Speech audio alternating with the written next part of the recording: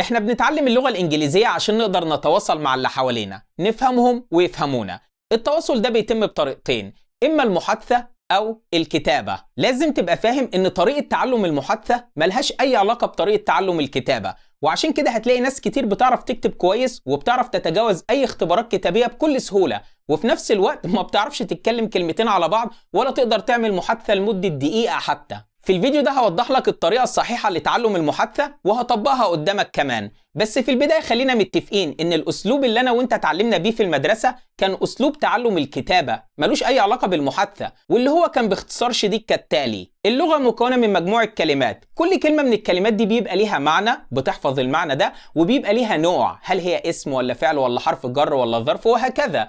عن طريق دراستك لقواعد اللغة اللي هي الجرامر بتقدر تستخدم كل كلمة على حسب نوعها في مكانها المناسب في الجملة، فبتبدأ تحط كلمة جنب كلمة جنب كلمة وتكون الجملة بتاعتك وتكتبها. وطبعا بتدرس الأزمنة واستخداماتها، المضارع البسيط والمضارع المستمر والحاجات دي، بحيث تكون قادر انك تحدد الزمن اللي انت هتستخدمه في الجملة بتاعتك وتقدر توصل للمستمع الغرض اللي انت عاوز توصله له بكل سهولة. ده باختصار شديد الكتابة. الأسلوب ده بقى ملوش أي علاقة بتعلم المحادثة. ليه؟ عشان لما تيجي تعمل محادثة مع شخص، لو قعدت تفكر في تكوين الجملة والزمن اللي انت هتستخدمه هتاخد وقت كبير جدا على ما تتكلم، وبعد ما تاخد الوقت الكبير ده في تكوين الجملة، على الرغم من ان انت كونتها بطريقة صحيحة، إلا إنها ممكن تكون جملة مش مستخدمة في أرض الواقع أصلا، ولا عمرك هتسمع أي حد بيقولها غيرك. خليني أديك مثال على اللي بيحصل معاك. لو أنت عاوز تقول لي ما هي وظيفتك، إيه اللي بيتم في دماغك؟ بتاخد الجملة اللي بالعربي وتقول إيه ده؟ وظيفة؟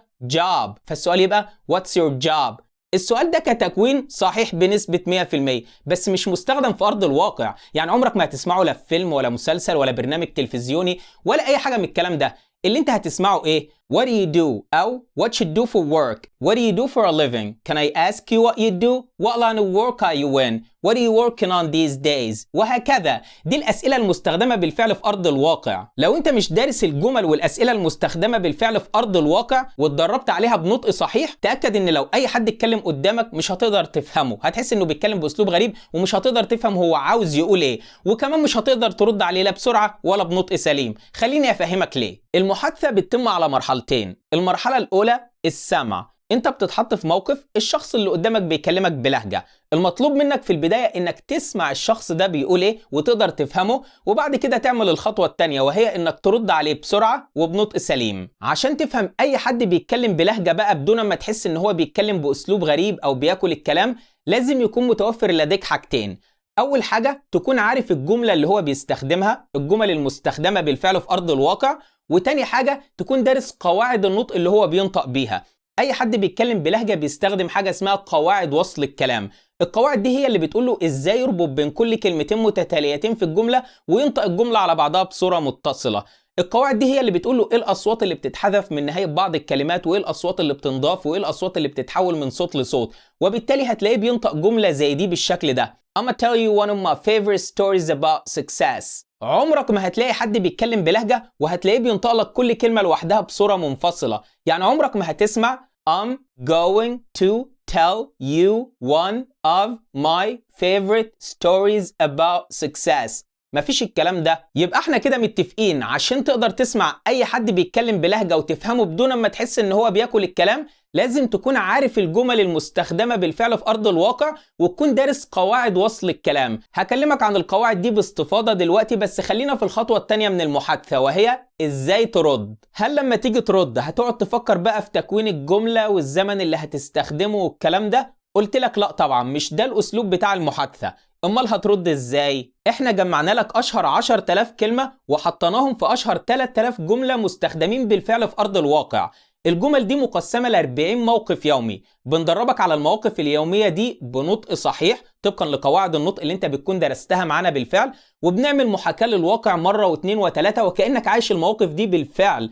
وبالتالي لما بتتحط في اي موقف بعد كده بتكون جاهز انك تسمع الشخص اللي بيكلمك بلهجة وتفهمه بكل سهولة، عشان انت عارف الجملة اللي هو بيستخدمها ومتدرب عليها ودارس قواعد النطق اللي هو بينطق بيها، وكمان بتكون جاهز انك ترد عليه بسرعة وبثقة وبنطق سليم عشان انت متدرب على المواقف دي وكل الردود اللي فيها 100 مرة. لو حابب تتقن اللغة الإنجليزية بكل جوانبها، نطق وسمع ومحادثة وقراءة وكتابة، فمنصة Perfection بتقدم لك دبلومة متكاملة مكونة من 5 كورسات. الدبلومة دي بتبدأ معاك من الصفر، مش مطلوب منك انك تكون عارف اي حاجة قبل كده، وبتوصلك لمستوى C1. في البداية بتدرس كورس صوتيات اللهجة الأمريكية، وفي الكورس ده بتتعلم كل الأصوات الخاصة باللهجة الأمريكية، وبتظبط المخارج الصوتية بتاعتك بحيث تكون قادر انك تنطق كل كلمات اللغة الإنجليزية بطريقة صحيحة وبلهجة أمريكية سليمة، بس بصورة منفصلة، يعني كل كلمة لوحدها. ومش ده طبعا اللي احنا عاوزين نوصل له، احنا عاوزين ننطق الجملة على بعضها بصورة متصلة. وعشان كده بندرس الكورس الثاني، كورس المقاطع الصوتية وقواعد وصل الكلام.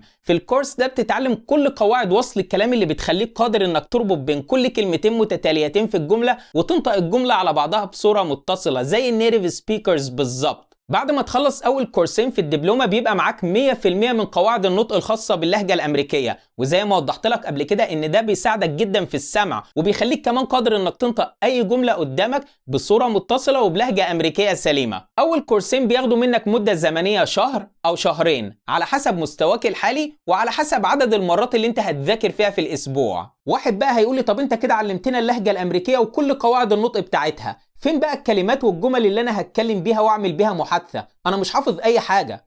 طب ما انا جاوبتك في الاول، احنا جمعنا لك اشهر 10,000 كلمة وحطيناهم في اشهر 3000 جملة مستخدمين بالفعل في ارض الواقع.